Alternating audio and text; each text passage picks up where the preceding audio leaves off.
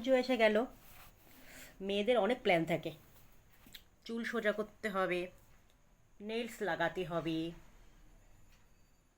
ভালো লিপস্টিক দিতে হবে, চোখে কাজল দিতে হবে, ভালো মাস্কারা দিতে হবে, ভালো আইলাইনার দিতে হবে, আইব্রোটা প্ল্যাক করতে হবে।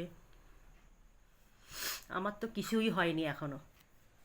চুলে প্রচুর খুশকি, চুল প্রচুর ঝরে, চুল স্ট্রেট করার টাকা নেই, ভুরু এখান দিয়ে কাটা, এখান দিয়ে কাটা, প্ল্যাক, ভুরু প্ল্যাক করলেও কি না করলেও কি কোনো ব্যাপার নেই। লিপস্টিক যা ঘরে আছে চলে যাবে,